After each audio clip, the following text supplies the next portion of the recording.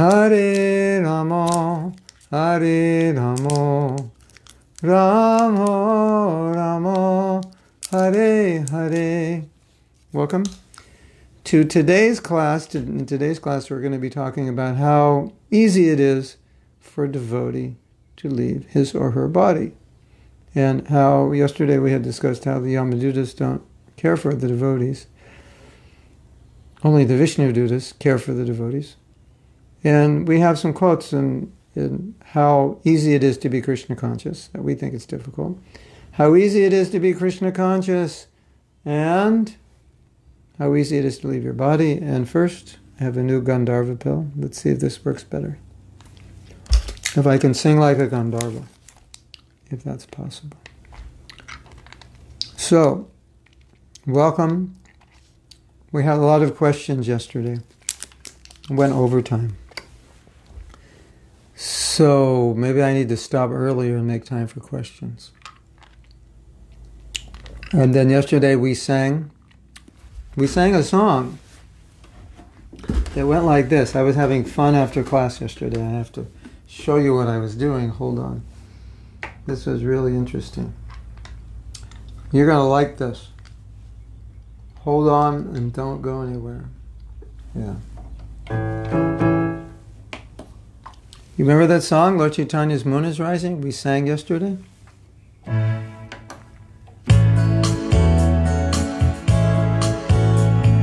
No, that's not it. We have another one.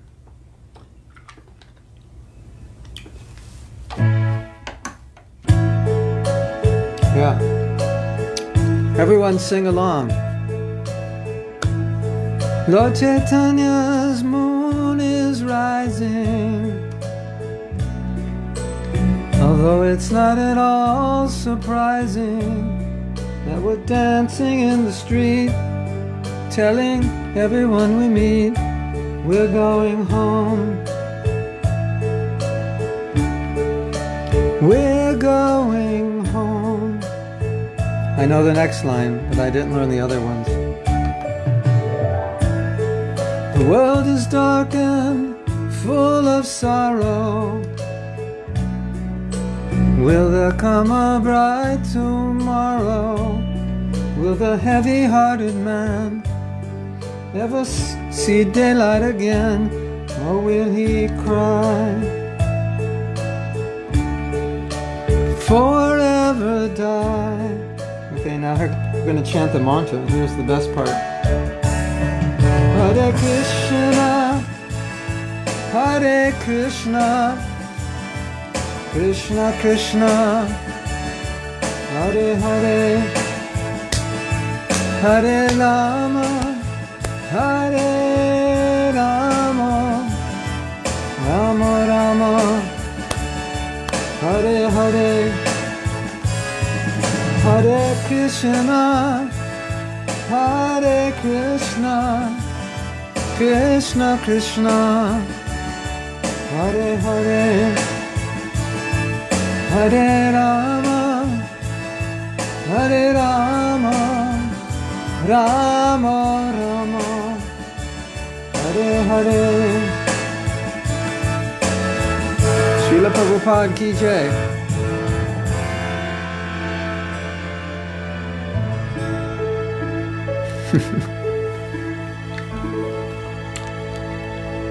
So that was the fun I had yesterday after class. Anyway, it's a nice song, right? So now, maybe we can chant Jairada Madhava to that same. Anyway, let's try. See what happens. See how it works.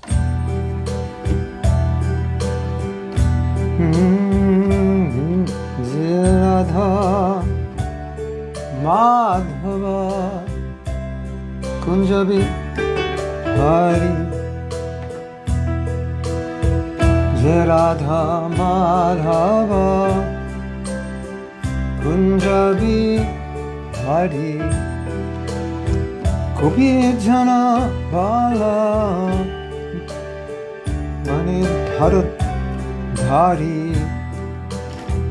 Gopi Jana Bala Giri Bala Dhari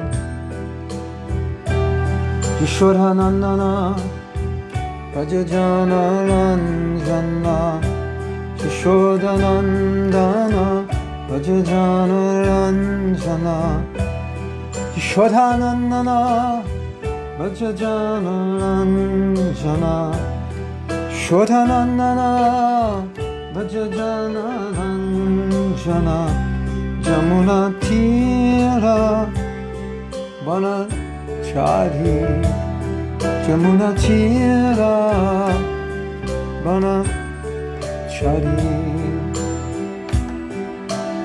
Okay, you want to dance, right? Radha Madhava Kunjavi Hari Radha Madhava Kunjavi Hari Radha Madhava Kunjavi Hari.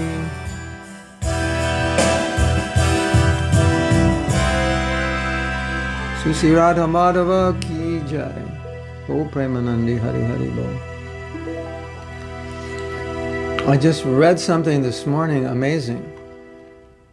Where Prabhupada said we should always be reading his books every day, day after day, moment after moment, 24 hours a day. We should be reading. And so I think we're getting a little taste now of hearing and chanting, aren't we? Reading Prabhupada's books. And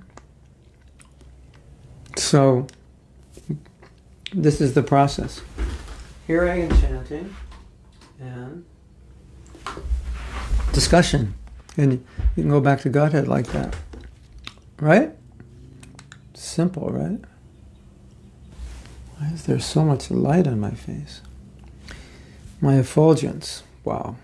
Okay, so we are now reading from a conversation. It's entitled, "In 1 Second You Can Be Krishna Conscious." This is on page 34 of the PDF entitled "At the Time of Death."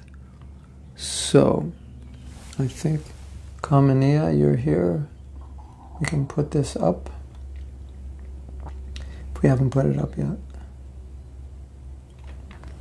Hare Krishna, Hare Krishna, Krishna Krishna, Hare Hare.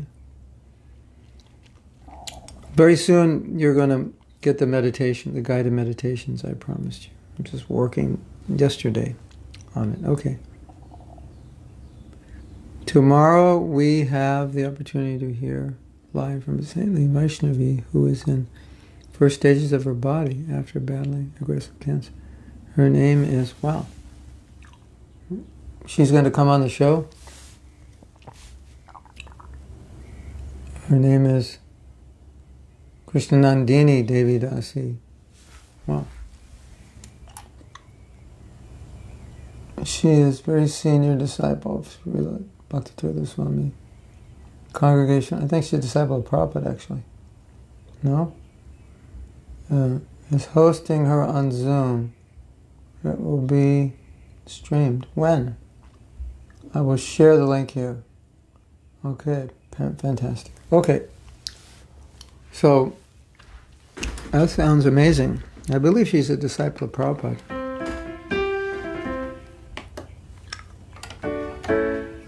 Jaya Prabhupada, Jaya Prabhupada, Jaya Prabhupada, Jaya Prabhupada,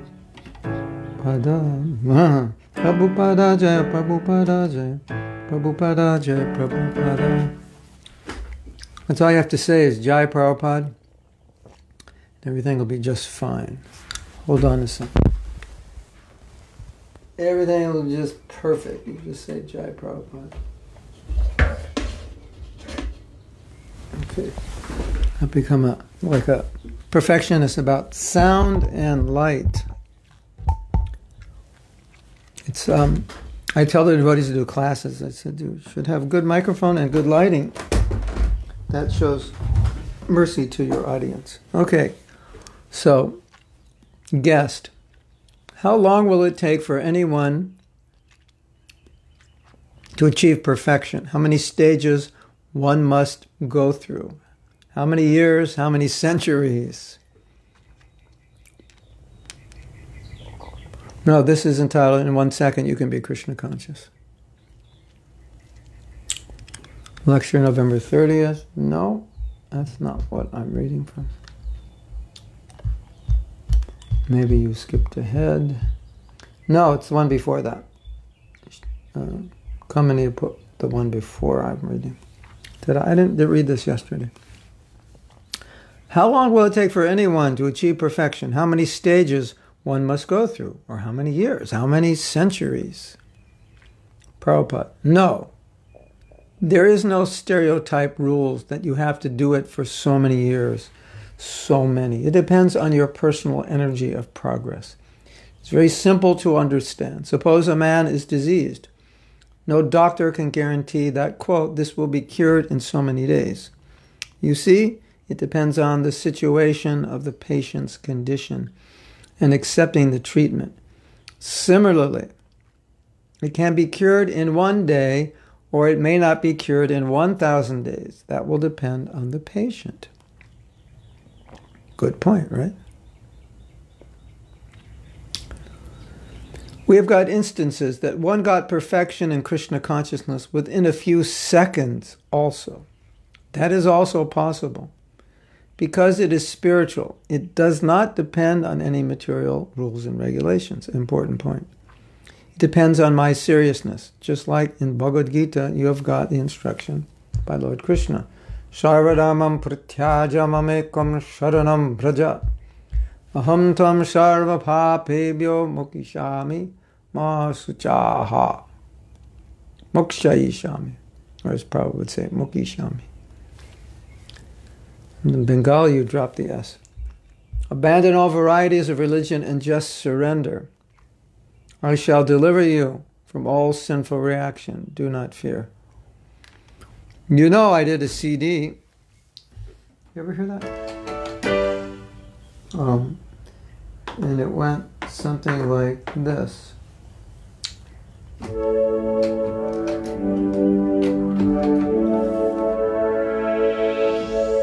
Just abandon all religion and surrender unto me. Just abandon all religion and surrender unto me.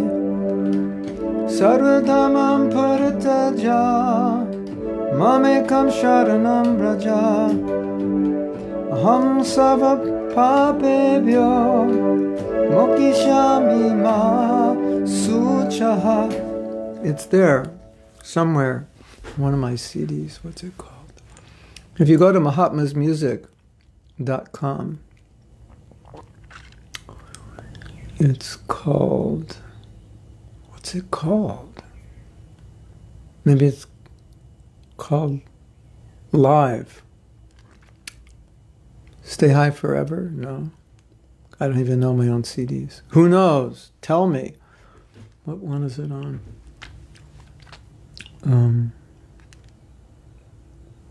How come I don't know what that's on? That is insane.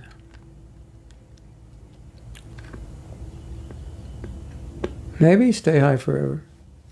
There's a CD called Stay High Forever.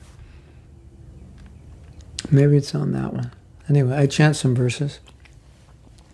So, I just want to say something before we go on. Prabhupada says, but Prabhupada's trying to say is there's no standard formula. It depends on us. And it's not a material thing. So Prabhupada says,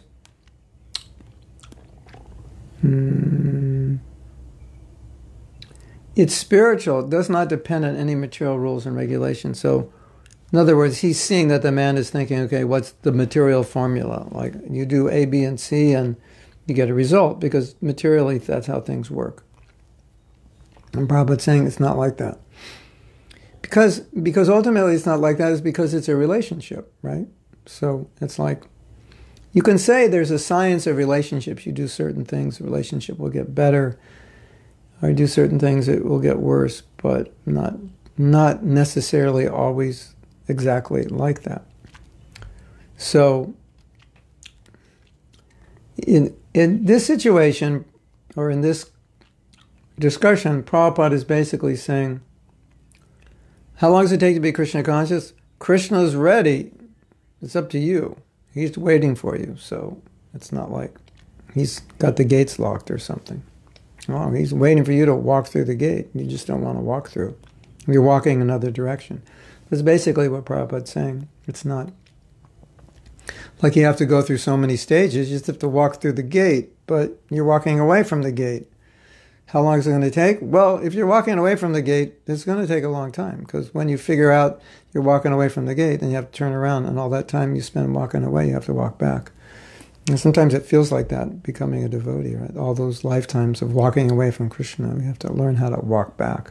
It's a lot of miles to walk back. Anyway, that's what Prabhupada's saying. Then Prabhupada says, well, we have got an instance of people becoming Krishna conscious in a second. Maharaj Katvanga. How long did it take Maharaj Katvanga to become Krishna conscious? That long. He got a benediction from the demigods. He asked for a benediction. Please tell me when I'm going to die. And they said, you're going to die in a moment. And immediately he became Krishna conscious. Probably if we knew that, we would be Krishna conscious in a moment.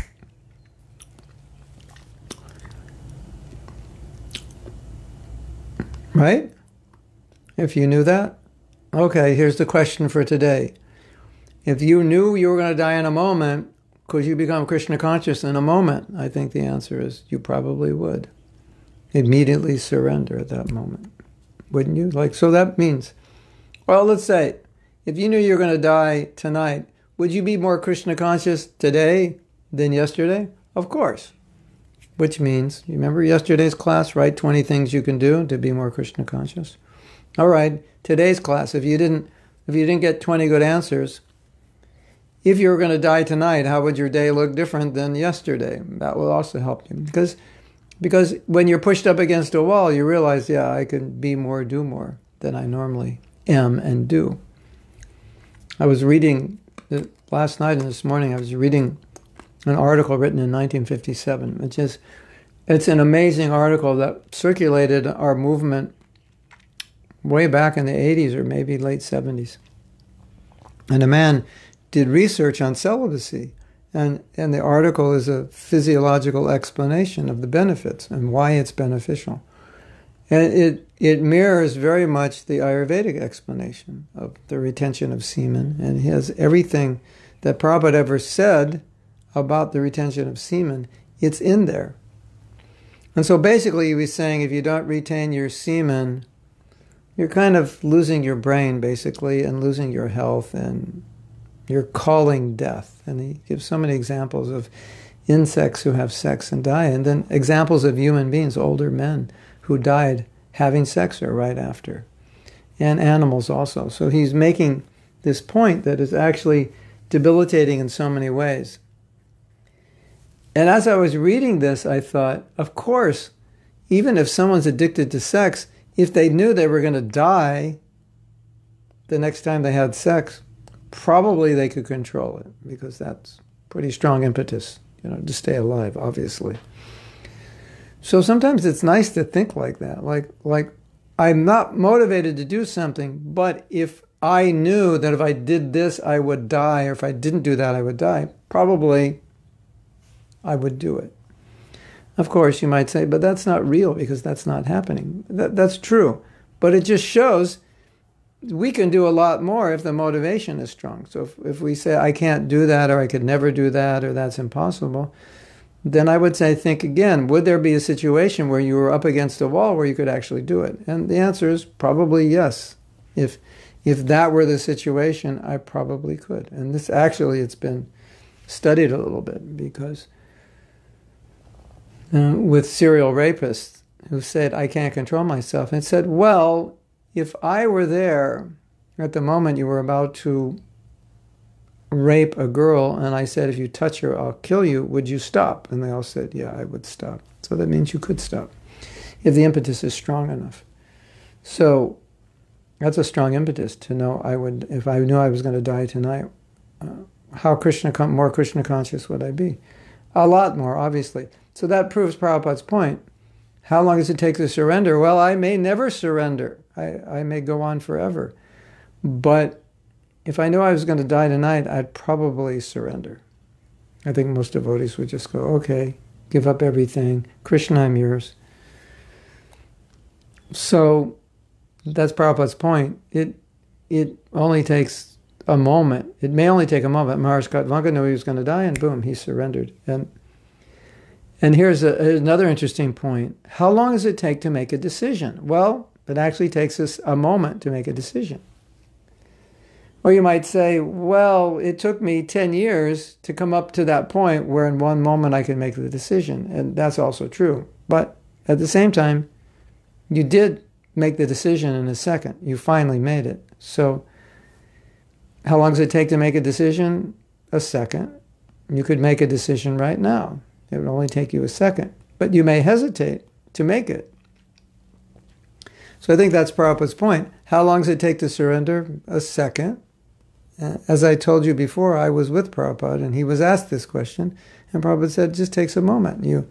If you right now say, Krishna, I'm yours, I accept your instructions, you've just surrendered. That's it. Lifetimes of not surrendering, and in one moment you say, okay, Krishna, I accept you. Like Christians say, accept Jesus. So we say, you accept Krishna, you accept his words, you accept that you're his, he owns you, he owns everything. That's surrender. And now you live your life accordingly. That's surrender. That's it. You're surrendered. How long did that take? Took me about a zillion lifetimes to come to that point. But when I made the decision took one moment. That's what Prabhupada means. Otherwise, you'll hear this. What does Prabhupada mean? You can surrender in a moment. I'm still trying to surrender. It means that it only takes a moment. But you may try for years, but to actually do it takes a moment. And what does it depend on? Well, it just depends on you. That's all. That's all it depends on. Oh, what about my past? What about this and that? Yeah, all these things maybe, but ultimately you can decide. So that's Prabhupada's point. So then he quotes Sarvadharma, and then he says, my dear Arjun, this is, I think, paraphrasing. My dear Arjun, you just surrender unto me, and I take charge of you and make you free from all reaction of your past activities. So if we seriously surrender to God or Krishna, then immediately our desire is fulfilled. Immediately. Now this is also interesting. Now, let's reframe this. I'm trying to fulfill my desires, which not always easy. I don't always have facility. I just can't always fulfill my desire. What if Krishna instead fulfills my desire? It's a lot easier for him than it is for me, right? What if Krishna provides what I'm lacking? A lot easier for him than it is for me. So when a devotee is at that point of surrendering and say, okay, Krishna, I am no longer making an effort to independently fulfill myself. Independently basically do anything. I'm just giving myself in service to you. Then Krishna, at that point, then he enters your life more fully and says, okay, I know what you want, I'll fulfill it. I know what you need, I'll take care of it. That's when he does it. When there's lack of surrender, then it's like Draupadi. Okay, one hand up and one hand on the shirt. Okay, I'll take care of it. I'll do it myself. The trick is that I'm trying to be happy. Krishna is so much better at making me happy than I am. But still, I'm trying, thinking I can do a better job than he can. That's really foolish. Don't you think? Don't you agree? You must agree. Okay, now what does Prabhupada say? He's saying, if we seriously surrender to God or Krishna, then immediately our desire is fulfilled. Immediately. Our desire to surrender and everything else we need, it will come. Now look what Prabhupada says next. But we are not prepared. That is the difficulty. Maya will instruct me, quote, why? Why you shall surrender. That's it. So it depends on me how long it will take to cure this disease. Therefore, in Srimad Bhagavatam, it is said, Savai punsam paro dharma yato bhakti adhokshaje. The highest dharma is bhakti, unmotivated. 1, 2, 6. So, this is nice. I think didn't we talk about this before? You're all ready, put on your devotional clothes and your tilak, and you're all ready to surrender, and then Maya comes in and says, what's wrong with you? Why do you want to surrender? There's so many things you want to do you've never done before. Like, what's gotten into you? Oh, Hare Krishna, you think you're a devotee? Why pretend? You're not going to be happy. So the Maya comes in with her monologue, and then if we're not properly situated in Krishna consciousness, we start believing it and listening to it instead of listening to Prabhupada. That's the problem. Don't listen to Maya. That's the new song, right? Don't listen to Maya. Don't listen to Maya. That's it. Okay. So, I don't see any questions or anything. Well, let me go down and see. Oh, there is. Okay. Krishna Conscious says, relating to achieving perfection in a second.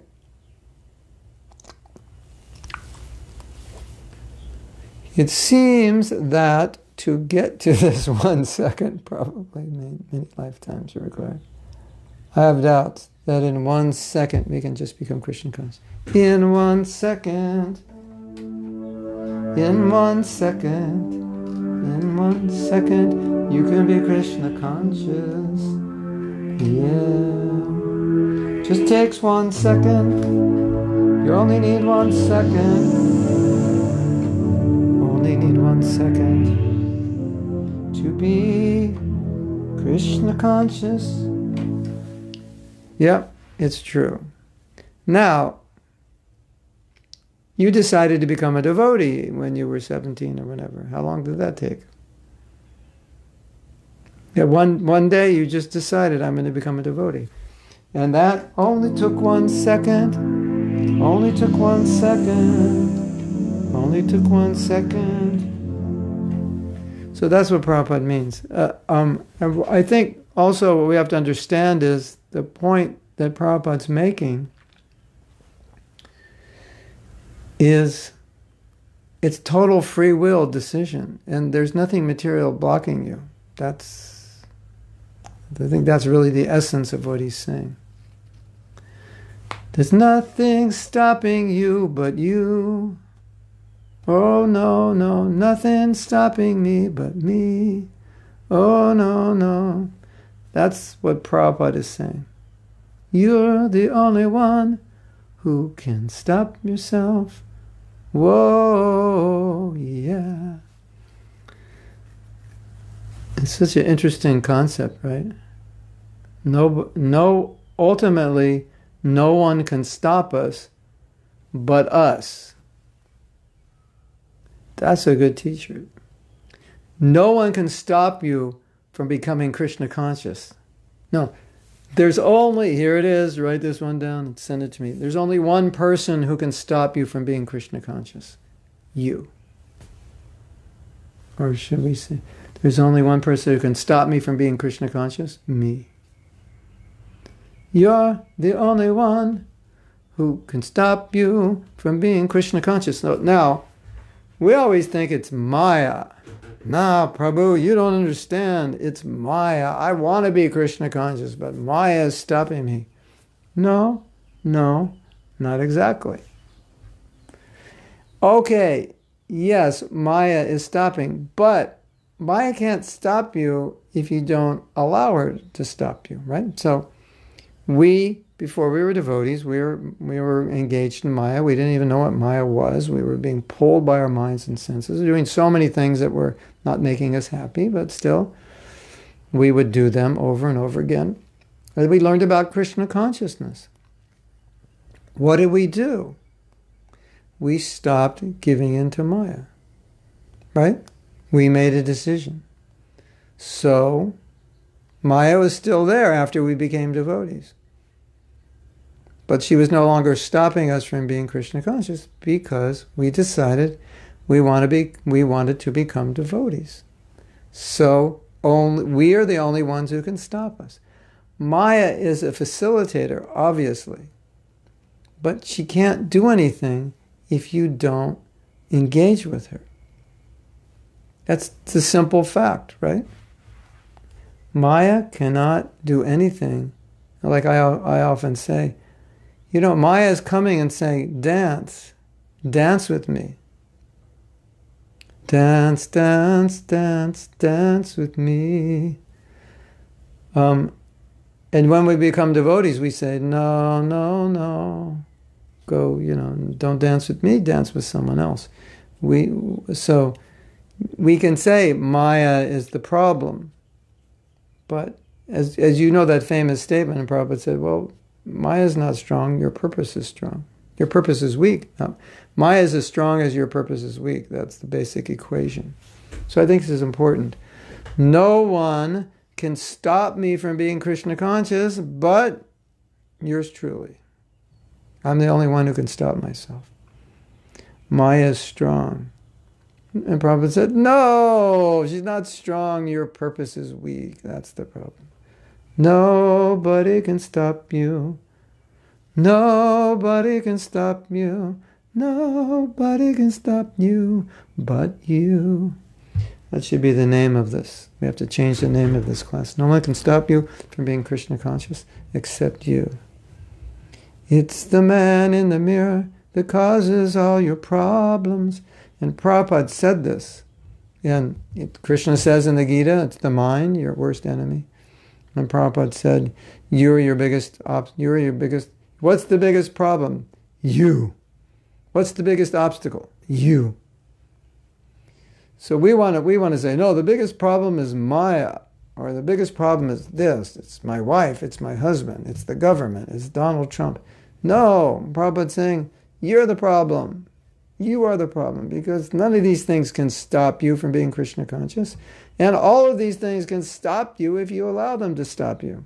That's like the simple truth, isn't it? Nothing can stop you from being Krishna conscious. Ahaituki apratiyata. It's causeless. You get Krishna, nothing can stop you, and everything can stop you. It just depends on you. So, how long does it take to be Krishna conscious? It only takes a second, just 1 second, only 1 second to be Krishna conscious. That's the answer. Or how long could it take? It could take forever, 'cause you never surrender. No, no, no, no. It could take 1 second, or it could take forever. How long does it take to become Krishna conscious? Well, it could take a second, or it could take forever. Depends on you. That's the answer. Is that okay? Now you may say, yeah, but you have to do devotional service, there's so many lifetimes, this and that. Yeah, okay. But you have to decide to do devotional service. You have to say, okay. Someone says, chant Hare Krishna. You say, okay, I'll chant. You have to decide. They can't make you. There's this you don't want to be in the illusion that anyone can make you Krishna conscious. People can inspire you by their words and association, but ultimately you have to take it. And you all know it doesn't matter how much you hear, or what you've heard, or where you've been, who you've associated with, or what all the books you've read. How many holy places have you been to?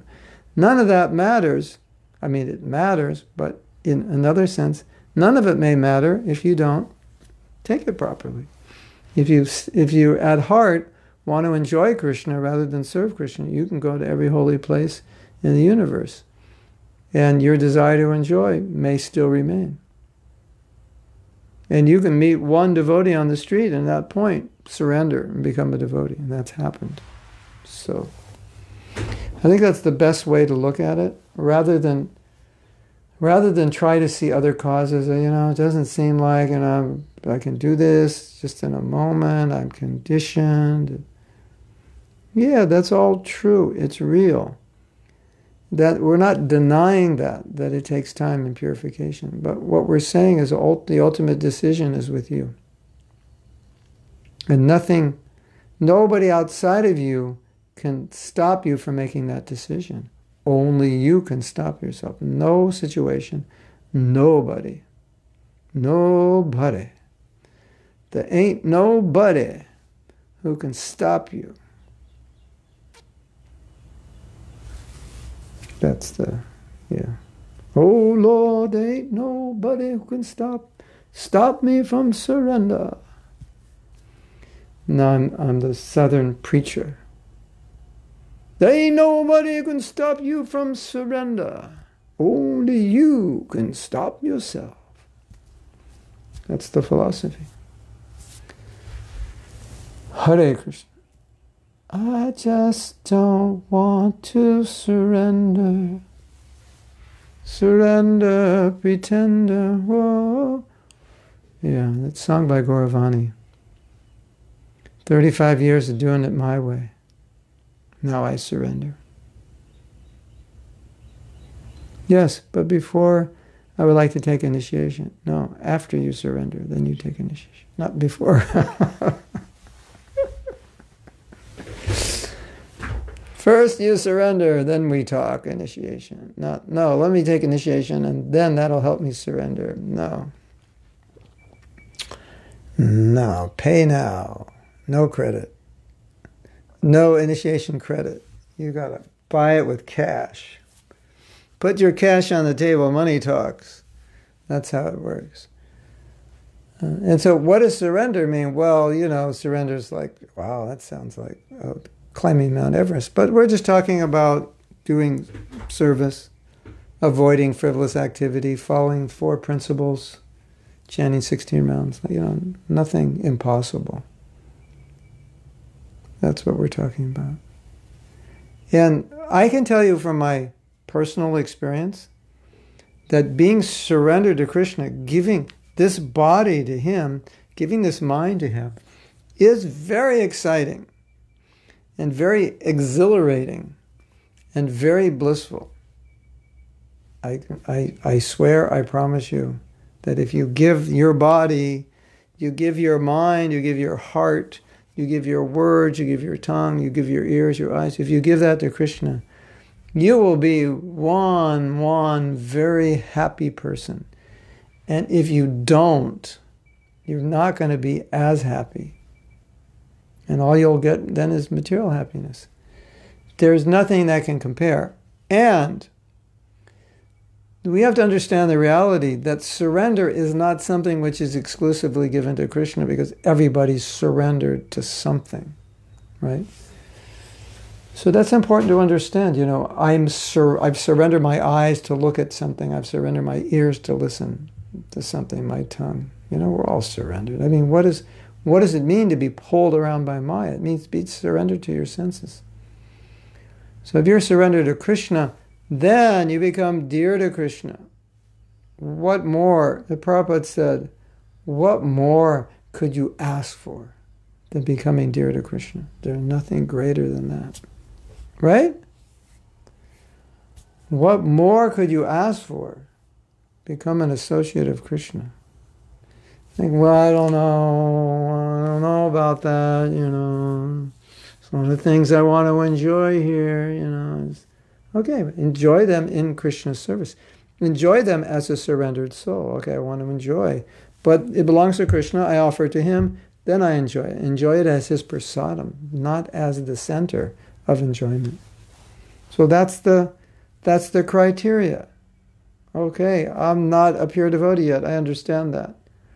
But it doesn't mean you can't surrender if you're not a pure devotee. It means that now, whatever you do, Krishna first.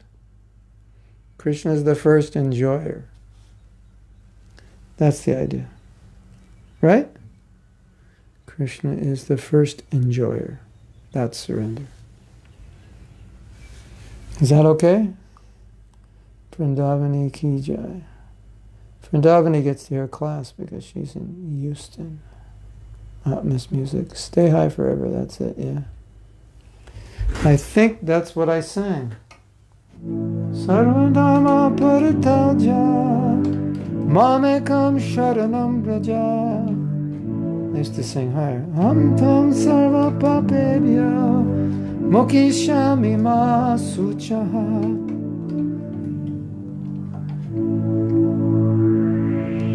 Just give up everything and surrender unto me, and I will protect you from all sinful reactions.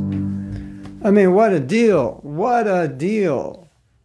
All sinful reactions for, eternity, which is keeping us in the material world. Krishna says, just, accept me. Do a few things, simple, surrender, and it's all this is gone. You're like one of my associates. What a deal. Oh, I'll have to think about that. I don't know. I don't know if I'm ready. Don't be stupid. Don't be stupid, stupid. When you understand Krishna consciousness and what it means to be a devotee, you realize you can't be stupid. You realize you have to be intelligent if you're going to advance in Krishna consciousness. And all the intelligence you need, even if you don't have any, it's in Prabhupada's book, so you don't even have to worry if you don't have intelligence. It's all there. It's all given to you. Like just, embedded in here. Take the chips of Prabhupada's books, embed it in your head. You'll have all the intelligence to understand and realize and see everything we're talking about. It'll be the way you see the world. Otherwise, if we don't see it that way, then, as I said, you have to get up in the morning, look in the mirror and go and tell yourself, you are stupid. You are stupid to think you can enjoy and be happy in this world. You have to talk to yourself and go, hey, stupid, why do you think like this? This is stupid. Prabhupada is giving me the intelligence and I'm avoiding that. I'm denying it. I'm afraid of something. What are you afraid of? That's the question for today. If I can't surrender, what am I afraid of losing? What am I afraid of giving up? Because if I don't surrender, I'm afraid of giving up something. I'm afraid I'm going to lose something. And I'm trying to tell you, you've lost millions of lifetimes. This is stupid to think I'm going to lose something if I surrender to Krishna. I've lost lifetime after lifetime. You're going to gain everything. Whatever you want, whatever is in the deepest regions of your heart, Krishna will fulfill that. To think I have to take that in my own hands and do it myself, it's total insanity. It doesn't work like that. It never worked like that, never will work like that. And Krishna's saying, come on, let's play. Oh, let me think about it. I don't know, I like chocolate ice cream. I don't know if I can give it up. It's like, doesn't make sense, right? Like a millionaire saying, here, just drop the 25 cents in your hand and I'll put in $1 million. I don't know, I'm pretty attached to the 25 cents. I mean, can I trust you if I drop the 25 cents? I'll get the million? Well, even if you don't trust him, it's only 25 cents. So you can always pick it up off the ground. What about Krishna, if I give you my measly sense gratification, how do I know you'll give me the $1 million of bliss? Well, it's a measly sense gratification. It's not a big loss anyway. But you have to drop it. So then if you drop it, you can see if I'm going to give it to you. So drop it.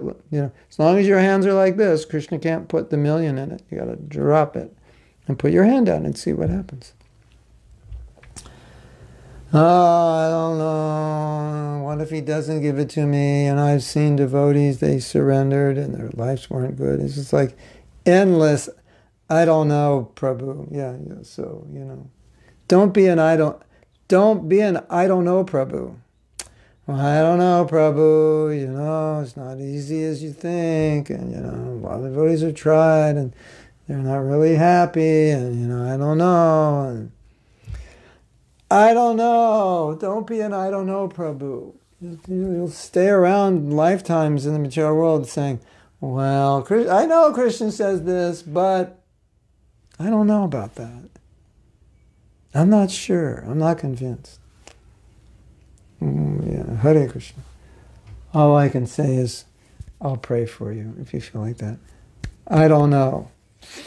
I don't know. Mercy of Guru and Krishna, possible. The impossible becomes possible. Just surrender. Just surrender. I don't know what I do. Just surrender. All right, here's another. Just surrender. Just surrender. Just surrender. But I don't know about that. Let me think. So the question is, what is blocking you from surrendering to Krishna? What is it? What's that thing? What are you holding on to? What is that? What is that? I don't know. I'm not ready yet. What is it?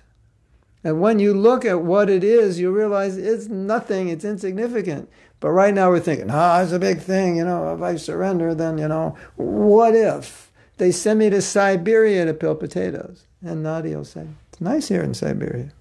And peeling potatoes is fun.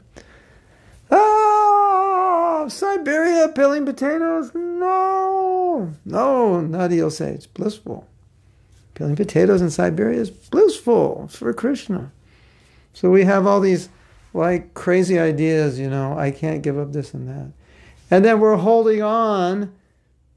we're not really ecstatic 24/7. Okay, if you're ecstatic, one time, it's a classic conversation. One time, they were telling Prabhupada, he said, we talk about, we tell people live in the country, grow your own food. He said, but it's such hard work to be a farmer. And it's actually easier to live in the city and just, sit in front of a computer and do some work and get some cash. And then go to the grocery store and, buy some vegetables. It's a lot easier than working on a farm, getting up at 5, milking the cows and picking the weeds and plowing the land and doing the seeds and blah, blah, blah, blah, blah. And you work till 8 o'clock at night and you're totally exhausted. And Prabhupada said, okay. But are the people in the city, are they happy? That's the question. And if they're not happy, then their whole premise of their materialistic civilization, it falls apart. So in the same way, we may say so many things. Yeah, but to be a surrendered soul, it's, rare devotee. Not everybody can do that. It's artificial, Got to take it slow, got to be real. We can say all that. But then we have to ask the question, is it working for me? If it's working for you and you're progressing, of course, that is surrender. That's good. You are surrendered because you're progressing. But if it's not working, then it doesn't make any sense. Does it? What are you afraid of? We had a beautiful story. If I had a picture of Krishna here, let me find a picture. Okay. Here's a picture. Annabelle drew this picture, so we'll use this because it's sitting. She drew this picture. It's a card she gave me. And here's a picture of Krishna. Right? So we asked this question at one japa retreat. And we said, what are you afraid of? What about surrender frightens you? And so we had to write this down on paper. What are you afraid of? And so there was a picture of Krishna like this on the reservoir of pleasure, and it was sitting in front of one devotee when they were writing the essay, and she was looking at this picture. And when she shared her realization, she said, when I was looking at that picture, I was thinking, that beautiful young boy would never do anything to hurt me. So what am I afraid of? I'm going to surrender, and it's he's going to hurt me. It's going to take away my, my Nike running, what do you call them? Nike, I forget what you call them. We'll just call them walking shoes. There's another name for them. I'm going to lose my Nikes. That's what I'm afraid of if I surrender. So it was such a beautiful realization to think, I'm looking at this beautiful boy thinking, he's going to torture me or something. No, He'll give you better Nikes. Just surrender. It was funny. I became a devotee in January. And then I moved in the temple in January, and then I was shipped off somewhere. Yeah, I think I was shipped off 5 months later, and I remember, no, maybe it was like 8 months later I went somewhere else. So I needed, dhotis, warm clothes, sleeping bag, this and that. And I had brought sleeping bag. I didn't bring dhotis, but I brought everything else to the movement, all the clothes I need and so on. And I was leaving for Vancouver, Canada, and I was looking at what I had. My jacket, my sleeping bag, my socks. None of it I brought to the movement. So, Krishna supplies, right? Okay. I'm getting excited now. I better calm down. Calm down, Mahatma, you're getting too excited. You ever see Prabhupada get excited and he's trying to reason with people? Like just look, it's like this.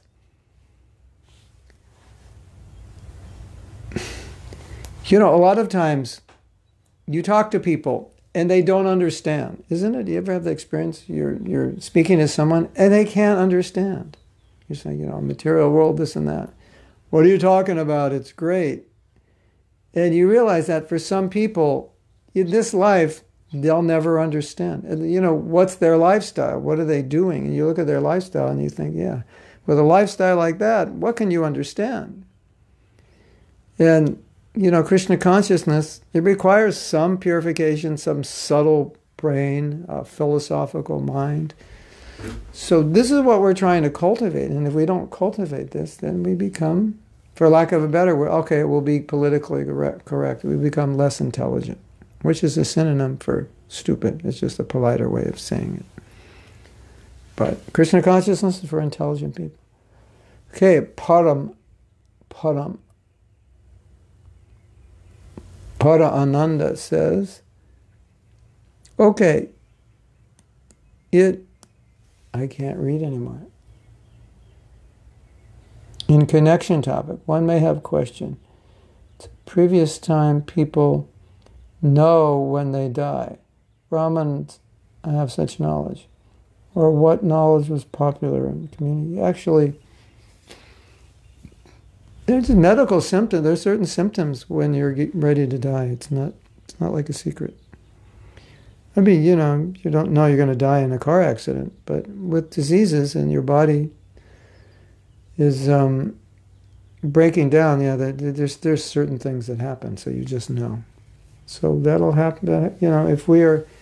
If we have some disease or we're very old and we're dying, the doctors, they'll know because they're just standard symptoms. Things start breaking down, and you start getting dehydrated. You stop eating.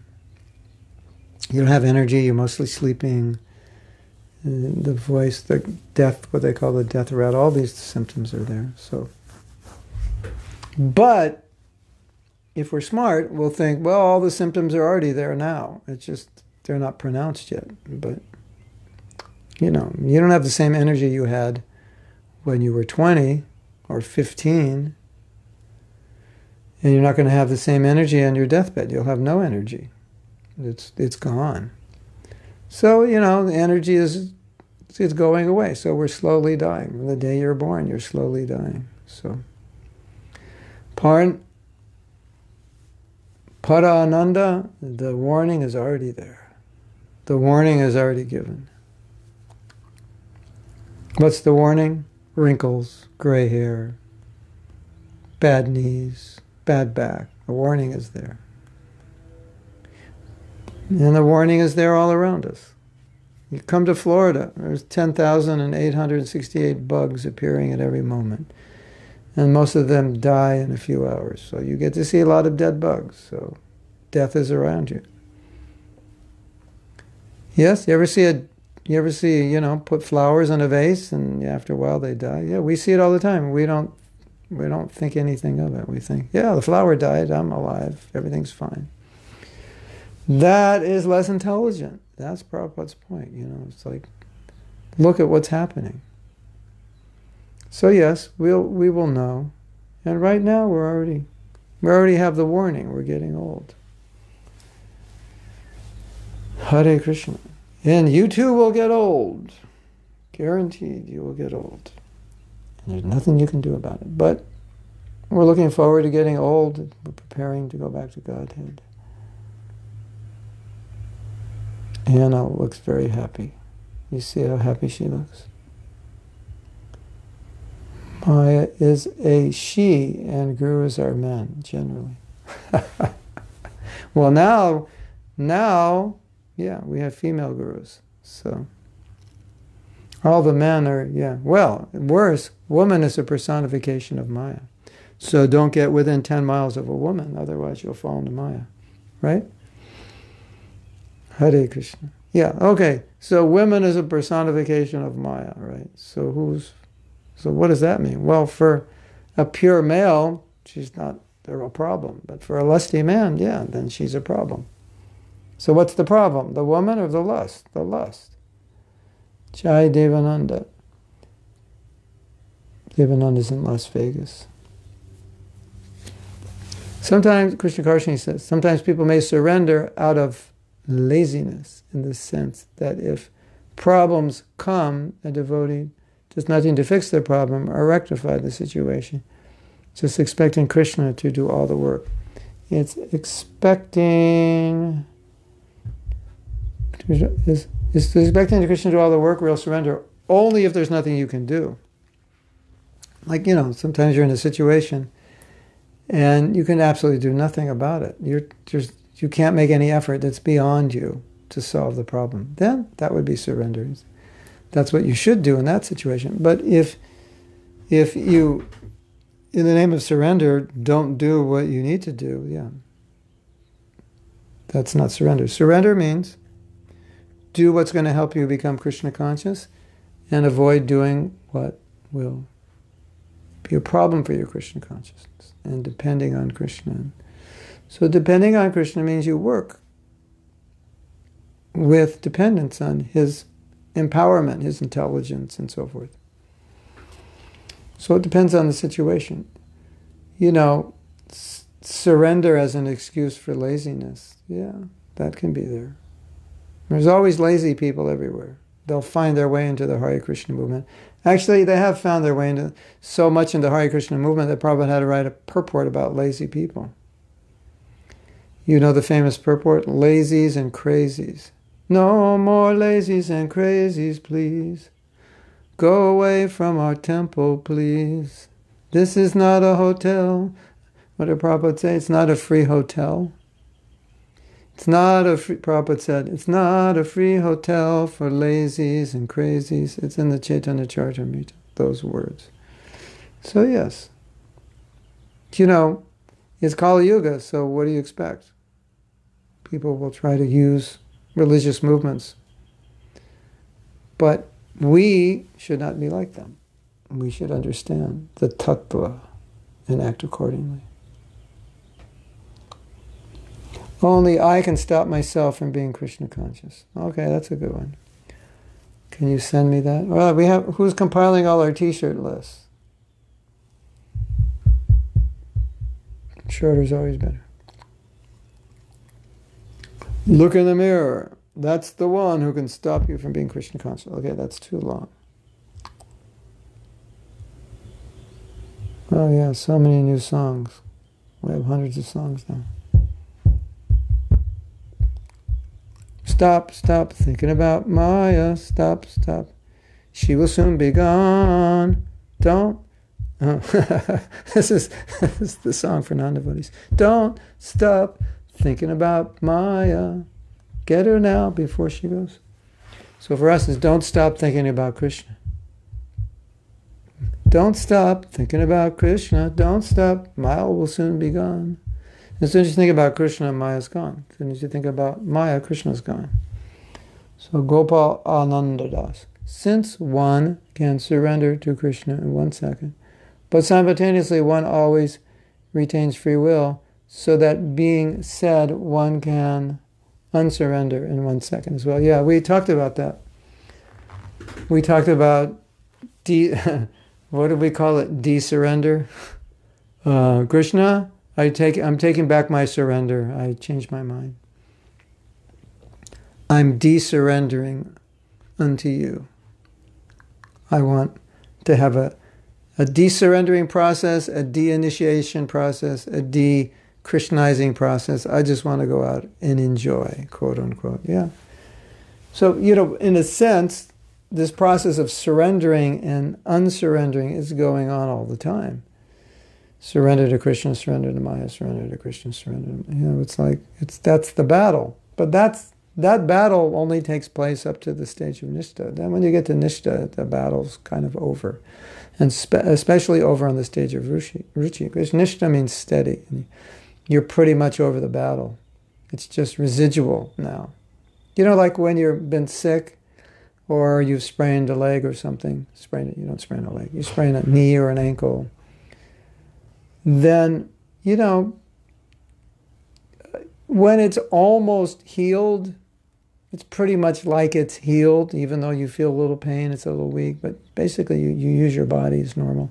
So Nishta is kind of like that. It's almost healed. It's not going to be a problem generally. So when you're in the stage of Nishta, there's no de-surrendering. Before that, as I say, yo-yo bhakta. Not yo bhakta, but yo-yo, like a yo-yo. Yeah, yo-yo bhakta. How are you doing? How's your bhakti? It's very yo-yo-ish. Sometimes up, sometimes down. But nishta means steady. And before nishta, it's yo-yo. Well, of course, yo-yo is not a Sanskrit word, so don't quote me on that. Someone's going to, after a class is going to tell their friend, oh, I just learned a Sanskrit verse. It's called yo-yo bhakti. And they're going to go, yo-yo.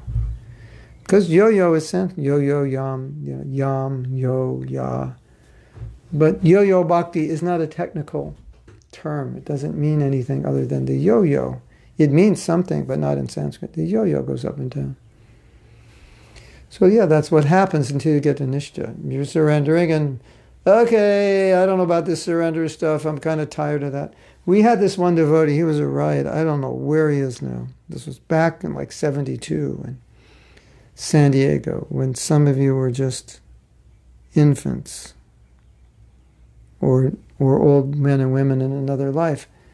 This devotee, he would tell me things like, I had a dream and I took Krishna off the altar and I went on and, this guy was like, whoa.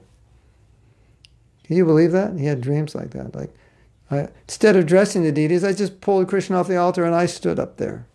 Yeah, seriously. He was like, whoa.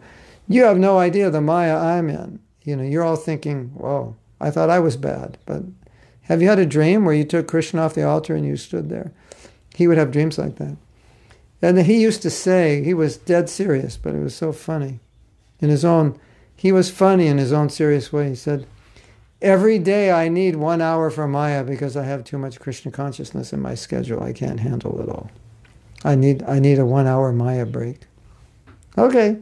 So he surrendered 23 hours a day, and 1 hour he de-surrenders just to balance things out. Too much surrender, so that's what happens, Okay, 1 hour of de-surrender, I have to recuperate. Too much surrender here, I don't know if I can handle it all. Hare Krishna. So, my conviction is all these problems will be solved if you study Prabhupada's books, because he deals with all of this. This is all just Maya's gobbledygook in our brain, just mushing around so we act in stupid ways. And so if you study Prabhupada's books, it's like you'll want to surrender. You'll look forward to it. You'll be jumping out of your bed. Let me out! I want to surrender. That's what you'll want to do. It'll just be spontaneous. Look forward to that day. Oh yeah, there's the video. Surrender. 35 years, doing it my way. What are the other words? Surrender, pretender, surrender. Oh. Yeah. 25 years, 35 years, 35 years, doing it my way. Something like that. It's a very good song. I gave a whole class, Bhagavatam class on it once. We got the words and it was perfect for the verse. What does it say? I've given up pretending to be God. I'm going to surrender now. My playing God is over. Yeah. 35 years.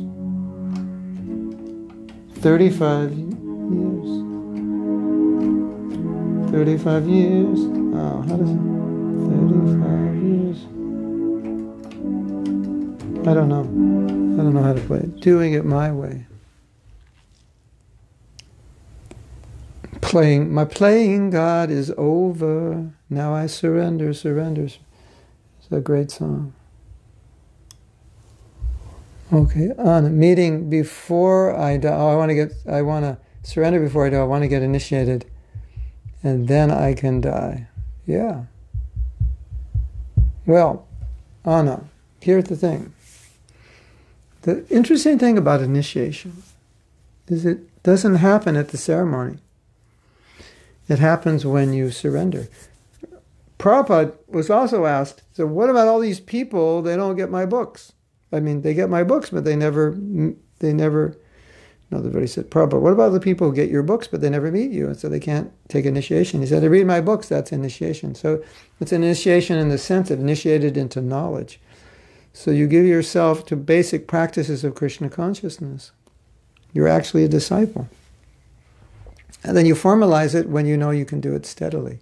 It's like you meet a guy and you're talking and you're thinking, and maybe, so after some time, maybe 6 months, say, I think we should get engaged. So it's like, you meet a guru, then you get engaged, so to speak. You take shelter of the guru. And then they send the date. And then the aspiring disciple, he sets the date. Okay, I want to get initiation. And the guru says, okay, in 6 months, 1 year, or 2 years. And then, so then they get married. The boy and girl get married, but they already have their relationship. Now it's legal. It's official. So it's something like that. But the real marriage is when they fell in love. Fell in love is perfect. Supposed to rise in love, not fall in love. Why do we say fall in love? Maybe the person who thought about that saw everybody falling when they met someone and tried to rise in love. Maybe they all fell, and that's where that word came from. I don't know. It's interesting.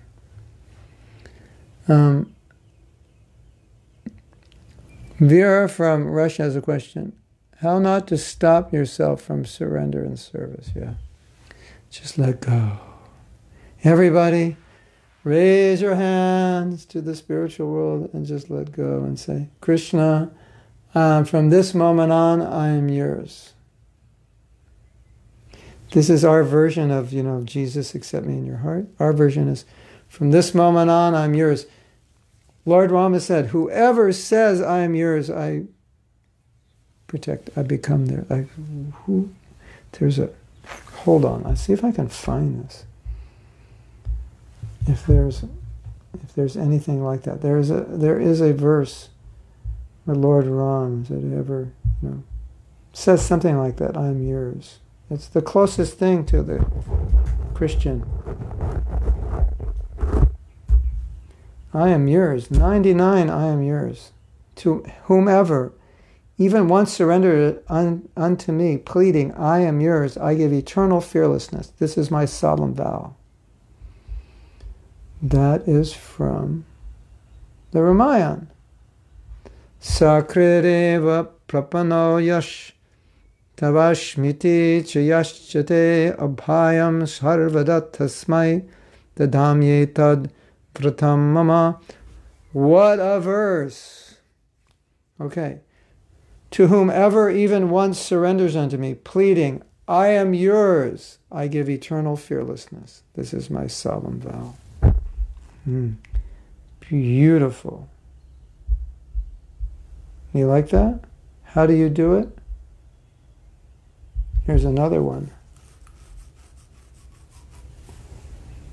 My dear Lord, although I am most sinful and unqualified, and for so long have been trying to forget you, now I am taking shelter at your lotus feet. From this day on, I am yours. Whatever I possess, my body, mind, words, family, riches, I am now offering at your lotus feet. Please do with me as you like. Wow, where is that from? See, that's in the 11th canto, and this is like the closest thing we're going to get to the Christians, isn't it? I think we should make up a card. So, have you surrendered to Krishna yet? Because, you know, if you don't, you've got millions of lifetimes ahead of you as pigs, dogs, and insects, and cockroaches and snakes. That's what the Christians do. They scare you. Just say this prayer, and Krishna will take care of you. My dear Lord, although I am the most sinful... Hey, could you imagine on the street, like converting people on the spot? Just repeat after me. My dear Lord, my dear Lord. You can all repeat. My dear Lord, although I am most sinful and unqualified, and for so long have been trying to forget you, now I am taking shelter at your lotus feet. From this day on, I am yours. Whatever I possess, my body, mind, words, family, riches. Body, mind, words, family, riches. I am now offering at your lotus feet. Please do with me as you like. Now you're surrendered. You're protected by Krishna. Now you're a Vaishnava. You're a Krishna devotee. Okay, here are your beads. Start chanting. Isn't that nice? How do you surrender? That's how you do it. Just put your hands up in the air and say, Krishna, I'm yours. I'm tired of competing with you. I've given up trying to be you. It doesn't work. I don't want to be you. I just want to love you. That's it. By reading Prabhupada's books, you'll come to that conclusion.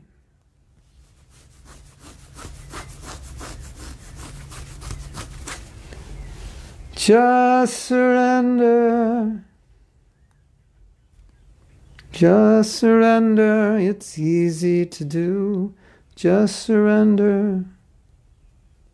You can do it too. Just surrender. It's what you're meant to do. Just surrender. Let Krishna love you too. That's it. You know, it's like, this is a relationship. It's not like some ritual. We're talking about a relationship. We're talking about a person. Krishna's a person. He's a sentient being. You know what sentient being means? He has senses. He feels. He experiences. So Krishna wants a relationship with you. If God wants a relationship with you, and you don't want a relationship with him, you are completely insane. That's all I can say. What do you think? You agree with me? What if knock, knock, knock, knock. Who's there? Vishnu Dudas.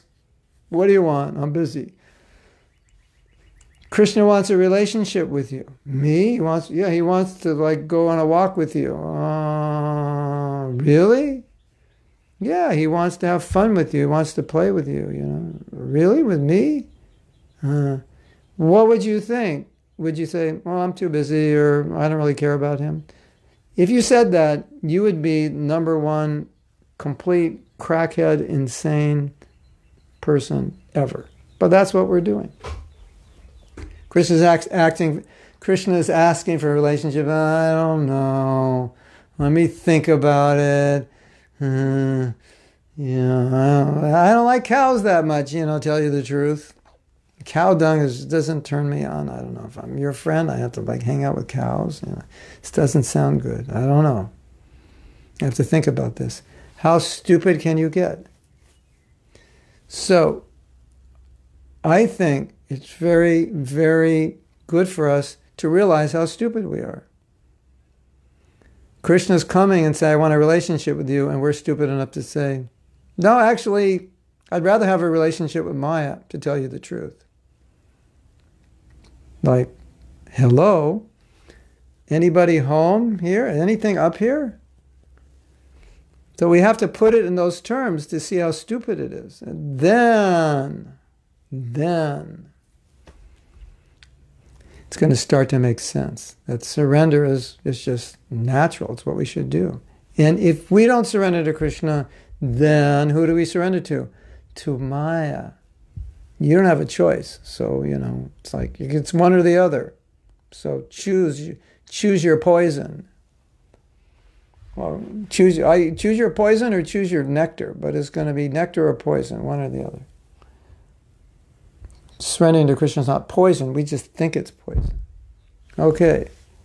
Para Ananda says, example, the sun cleans even urine. We have in our brain so many conceptions. This process can clean our head from all these conceptions. Yeah. The sun can purify urine and stool, and Krishna can purify our brains. No doubt. Here's the good news, everyone. When you get all the dirt off and all the crud and the crust and the rust and whatever else is hanging out inside you, when you get that all off, you don't have to create anything because it's there. Krishna consciousness is there. And it's very inspiring to meditate that it's there, so I'm not creating it, I'm just cleaning the dirt off. That's all I'm doing. So when I get enough dirt off, then there's going to be ecstasy and love and chanting and crying and all these things we can't imagine would happen. It's all there. It's just covered. It's like, it's like black tape over a light. When I get the tape off, it's light. But the black tape, there's no light, and I'm doubting there's any light in there. No, there must be no light in there. No, it's light in there. This tape, it's covering. You can't see anything. No, I don't believe it. Just take it off. You don't have to create the light. Just take it off. So you clean yourself. Your natural attraction for Krishna is there. A lot of devotees say, I can't imagine being attracted to Krishna. No, you already are.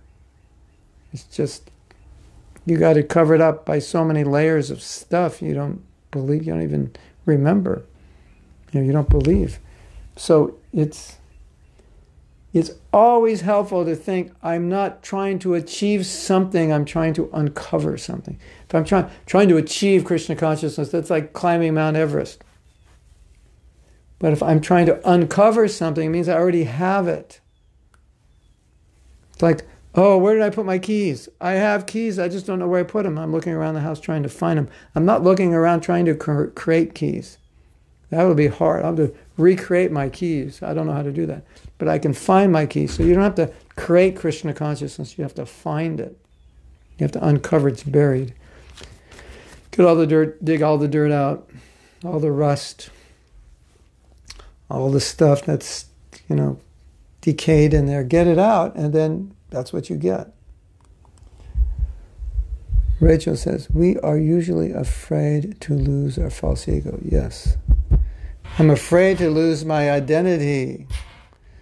Rachel is an Israeli Jew. And we know the Israeli Jews are the most intelligent, most successful people in the universe.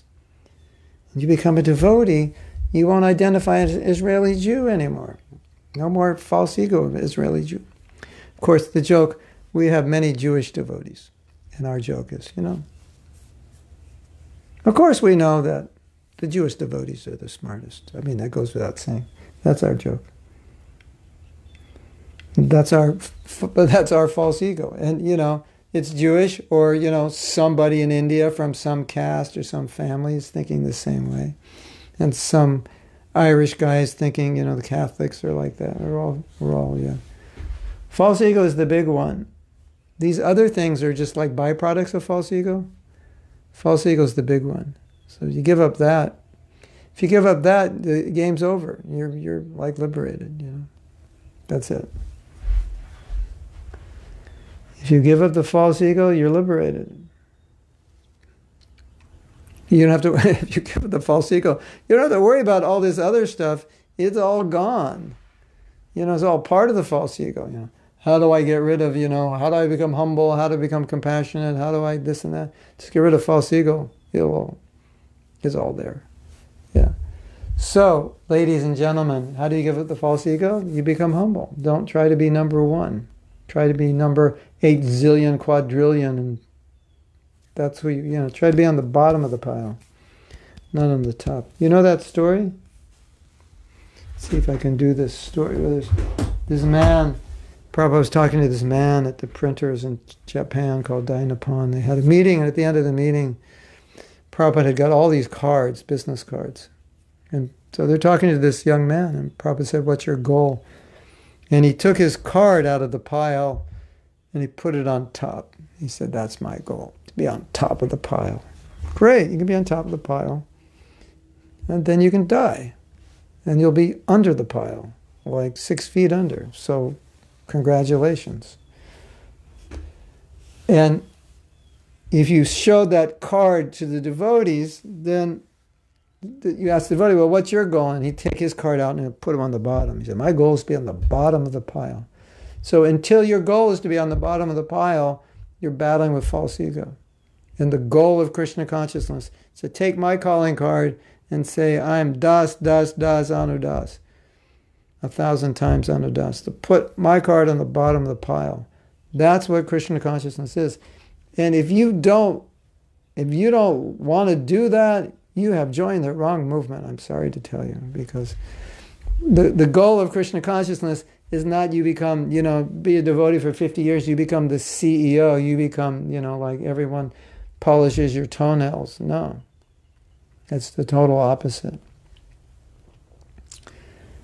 You become the guru. It doesn't get much better than that. And when you become the guru, you know what you think? I am servant of my disciples. That's how you think. And if you don't think that way, you can't become a guru, because you have no right to exploit or utilize your disciples. You're their servant. You just help them. So that's where we're headed. And if that doesn't sound good, you accidentally fell into this movement without realizing that this movement is a false ego deflation organization, not a false ego inflation.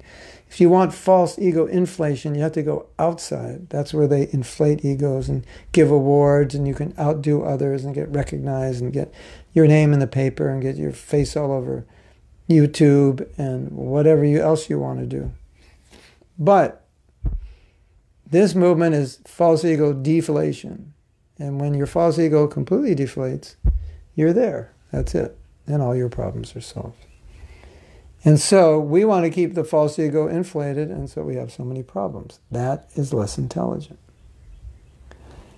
Davina says, sometimes we lack faith in Krishna to do what's best for us, which makes it difficult to surrender even a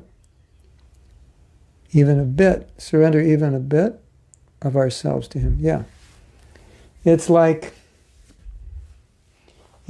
you're on a diving board and they say, dive, jump, you'll be fine, and I'm down on the bottom of the water. I go, jump, it's fine, it's jump. I don't trust you. I'm safer if I don't jump. No, trust me, it's okay, trust me. So, Davina, who are you going to trust? Who are you going to trust? Yo, who are you going to trust? Who are you going to trust? Wow. I could do some very interesting entertainment here. Hold on. This is going to be a challenge of my musical ability.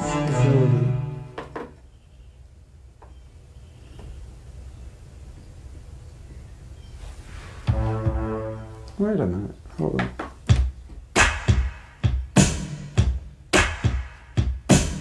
Here's your song, Davina. Who are you going to trust? Who are you going to trust? Your mind, oh Krishna. Your mind, oh Krishna. Who are you going to trust? Who are you going to trust? Who are you going to trust?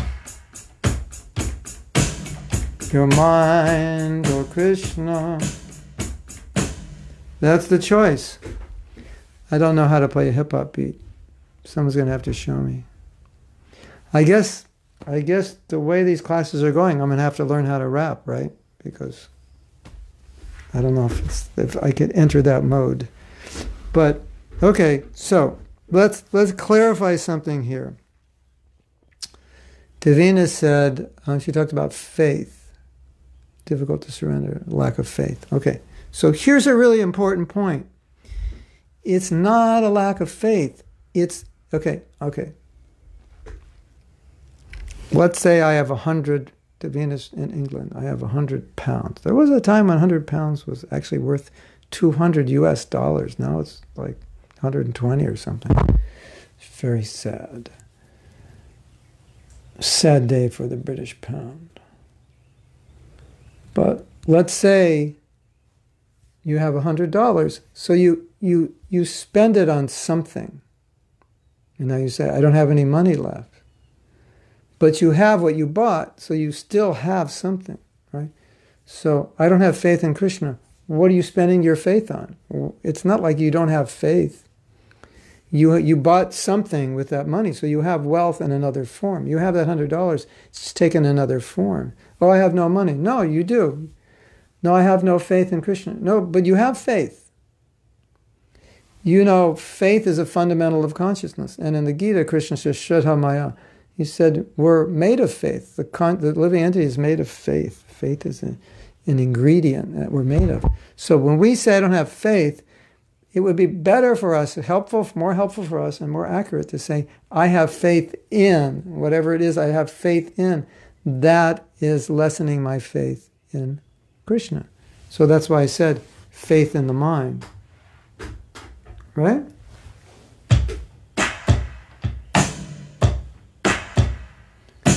I've got faith in my mind. I have faith in my mind. I've got faith in my mind.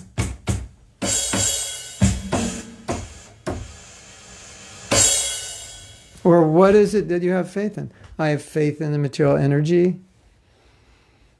I have faith that I can be happy independently of Krishna. You have to look and say, don't say, I don't have faith in Krishna. Find out what you have faith in.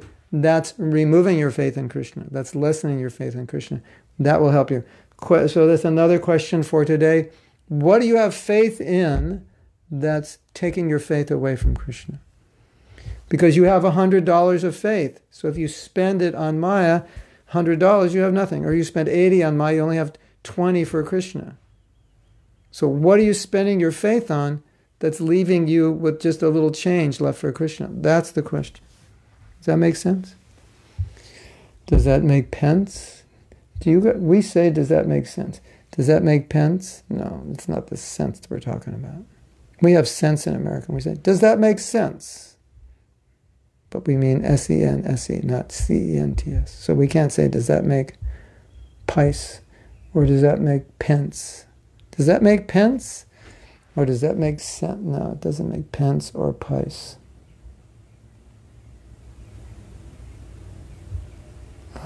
Jennifer Lopez. I found this gospel kirtan. Someone sent me yesterday. Who sent me that? It's 1971 recording. Oh my God. Beautiful. Krishna is God. The Father, love Him. Oh. Yeah. So where's your faith? Where's your t-shirt? What is stopping you from surrender to Krishna? No. Who is stopping? Yeah, what is stopping you? Also, who is stopping you? Who is stopping you? You know who's stopping you from surrendering to Krishna? You. What is stopping you? What is fully surrender in our position? Nephi, 16 rounds, 4 principles. And don't spend time in frivolous activity. Engage in service, hearing, chanting, serving.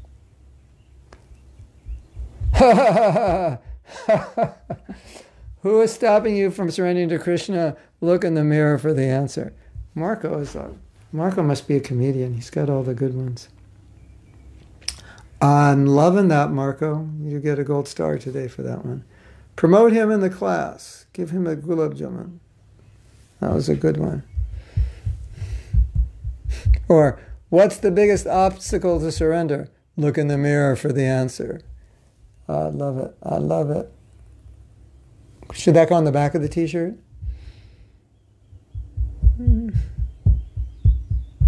Maya's coming, but we can't see it. The curveball. Like in baseball, they throw a ball, you spin it, and it's coming straight, and then it curves. And we call that a curveball. So Maya throws curveballs. You think she's coming this way. Why, in spite of having knowledge that spiritual reality is so ecstatic, we still have faith in material sense gratification? Because we're engaging in material sense gratification. Why we are afraid to surrender?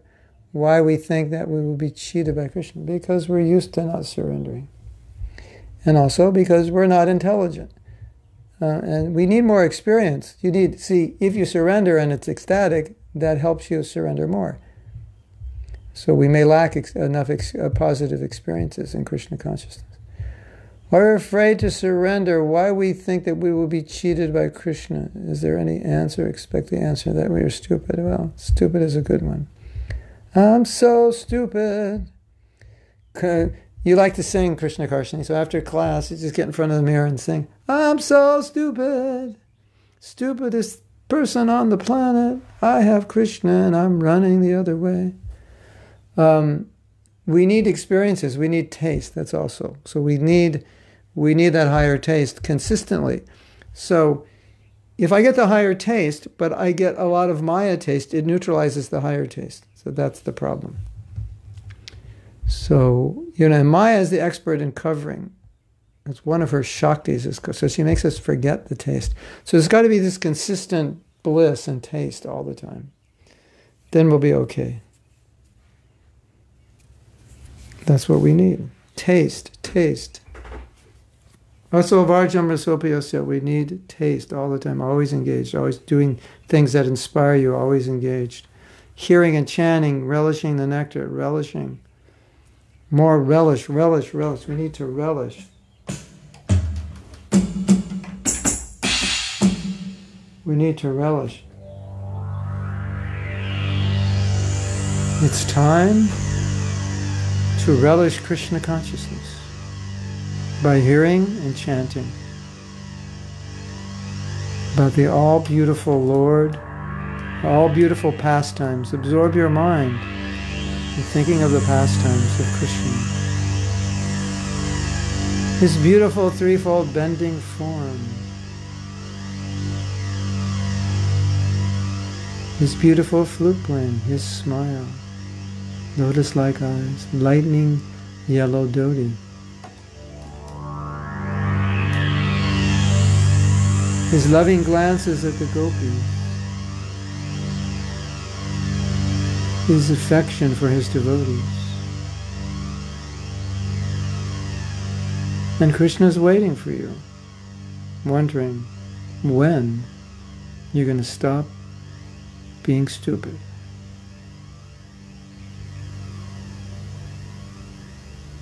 Hare Krishna. Okay, that's the answer to your question. And tonight, if you're interested, at 7, we have our class in Spanish. You want to learn Spanish? Then you can learn Spanish by listening to the translation. And sometimes I speak Spanish. But if I speak Spanish, you will not learn Spanish. You will learn how not to speak Spanish. So if I ever speak Spanish, don't listen to me, because you'll learn everything wrong. So that's there. We're discussing the philosophy of not only forgiveness, but we're discussing the philosophy of the, you could say the virtues, the Brahminical qualities. And so that's there. We'll see you then. And Hare Krishna. Thank you for coming. And invite all your friends to come tomorrow. Tell them that you'll be able to laugh your way back to Godhead in no time. Srila Prabhupada ki jai, go Premanand. And don't forget, surrender. Krishna, from today I'm yours. I've given up. I'm yours. I have to write a song for you, right? I'm yours. There must be so many songs like that. Yes? There must be so many songs. I had a song I was writing yesterday. As I am yours, I am yours. Now take me home to you, Krishna, take me home. Something, anyway, we could write a good song. I'm yours. So, Krishna Conscious, maybe you and your husband can write a song about surrender. I am yours. I give everything to you. I give my heart to you. There are probably already some song out there. Krishna Conscious is going to find a song about surrender. It'll be some love song, and she's going to sing it, but she's going to think of Krishna, and then she's going to send it to me, and then we'll play it for you on this show. How about that? I give you my heart, I give you my mind, I give you everything. Find that song, and then you'll realize that if you don't give that to Krishna, you're going to give it to somebody else, right? Some handsome guy with big muscles and blue eyes and blonde hair, you'll give it to him, right? Okay, Hare Krishna. We'll see you all tomorrow. Go, or maybe tonight.